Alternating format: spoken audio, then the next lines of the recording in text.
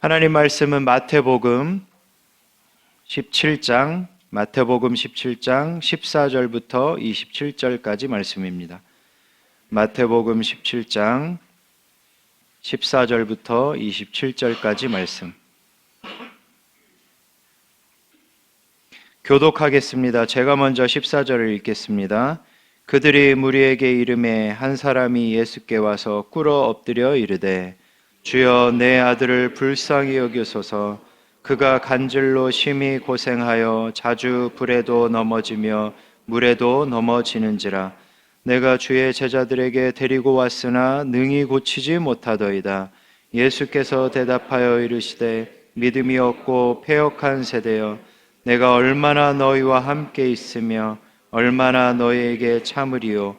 그를 이리로 데려오라 하시니라. 이에 예수께서 꾸짖으시니 귀신이 나가고 아이가 그때부터 나으니라. 이때 제자들이 조용히 예수께 나와 이르되 우리는 어찌하여 쫓아내지 못하였나이까? 이르시되 너희 믿음이 작은 까닭이니라. 진실로 너에게 이르노니 만일 너에게 믿음이 겨자씨 한 알만큼만 있어도 이 산을 명하여 여기서 저기로 옮겨지라 하면 옮겨질 것이요 또 너희가 못할 것이 없으리라. 모일 때에 예수께서 제자들에게 이르시되 인자가 장차 사람들의 손에 넘겨져 죽임을 당하고 제3일에 살아나리라 하시니 제자들이 매우 근심하더라. 가버나움에 이르니 반세계를 받는 자들이 베드로에게 나와 이르되 너의 선생은 반세계를 내지 아니하느냐? 이르되 내신다 하고 집에 들어가니 예수께서 먼저 이르시되 시몬아 내 생각은 어떠하냐? 세상 임금들이 누구에게 관세와 국세를 받느냐? 자기 아들에게냐 타인에게냐? 베드로가 이르되 타인에게니이다. 예수께서 이르시되 그렇다면 아들들은 세를 면하리라. 함께 읽겠습니다. 그러나 우리가 그들이 실족하지 않게 하기 위하여 내가 바다에 가서 낚시를 던져 먼저 오르는 고기를 가져 입을 열면 돈 한 세겔을 얻을 것이니 가져다가 나와 너를 위하여 주라 하시니라. 아멘. 오늘 본문은 우리의 필요를 채워주시는 하나님을 향한 믿음을 강조하고 있습니다. 14절부터 20절을 보면 예수님이 간질로 고생하는 아들을 고치시는 장면이 나오죠. 제자들은 그 아들을 고치지 못했어요. 그러자 예수님은 그 자리에 있던 모든 사람들에게 이렇게 말씀하셨죠. 우리 함께 17절 읽겠습니다. 시작. 예수께서 대답하여 이르시되 믿음이 없고 패역한 세대여, 내가 얼마나 너희와 함께 있으며 얼마나 너희에게 참으리요. 그를 이리로 데리고 오라 하시니라. 여기에서 믿음이 없고 패역한 세대라는 표현은 모세가 이스라엘 백성들에게 했던 표현과 비슷합니다. 이스라엘 백성들은 하나님의 놀라운 기적과 인도하심을 보고 하나님을 믿었죠. 그러나 시련이 닥칠 때 그 믿음은 아주 가벼운 씨처럼 날아가 버렸어요. 마찬가지로 제자들은 믿음이 없지는 않았지만 어떤 상황에서는 믿음이 없는 것처럼 없는 것과 같은 상태에 빠졌다는 것입니다. 제자들은 둘씩 짝지어서 전도 여행을 다닐 때 예수님이 주신 능력으로 귀신들을 쫓아내곤 했잖아요. 그런데 왜 그때는 되고 지금은 안 될까요? 예수님은 그 이유를 이렇게 진단하시는데요. 우리 함께 20절 읽겠습니다. 20절입니다. 시작. 이르시되 너희 믿음이 작은 까닭이니라. 진실로 너에게 이르노니 만일 너에게 믿음이 겨자씨 한 알만큼만 있어도 이 산을 명하여 여기서 저기로 옮겨지라 하면 옮겨질 것이요 또 너희가 못할 것이 없으리라. 아멘.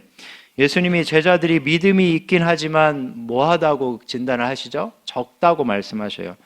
어떻게 생각하세요? 적은 믿음은 뭘고 작은 믿음은 뭐고 큰 믿음은 뭘까요?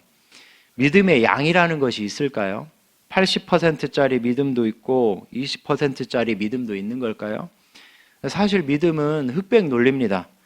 믿으면 믿고 안 믿으면 안 믿는 거지 반은 믿고 반은 안 믿는 믿음은 없습니다. 그렇죠. 반은 믿고 반은 안 믿는 게 있을까요? 믿음의 속성이 그렇습니다. 믿으면 믿고 안 믿으면 안 믿는 것입니다. 따라서 예수님이 너희 믿음이 작은 이유라고 말씀하신 것은 결국 무슨 말씀일까요? 믿음이 없다는 얘기인 거예요.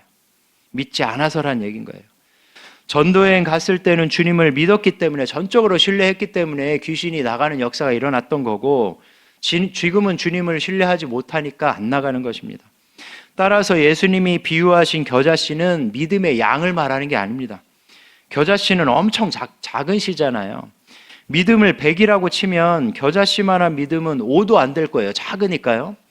그 5밖에 안 되는 믿음이 산을 옮길 수 있대요. 그러면 100만큼 되는 믿음은 거의 하나님처럼 전지전능해진다는 결론이 나오잖아요. 과연 예수님이 그런 뜻에서 겨자씨 비유를 드신 걸까요? 아닙니다. 예수님은 너희에게는 이 겨자씨만큼의 믿음도 없다라고 말씀하시는 거예요. 아예 믿음이 없다는 거죠. 그리고 만약 믿음이 있다면 놀라운 기적을 봤을 것이라고 말씀하시는 것입니다. 따라서 예수님은 믿음의 양이 아니라 믿음의 순수성을 말씀하고 계시는 것입니다. 정말 하나님이 우리의 필요를 채우실 것이라는 순수한 믿음, 어린아이 같은 믿음, 그 믿음이 바로 겨자씨 한 알만큼의 믿음인 것입니다.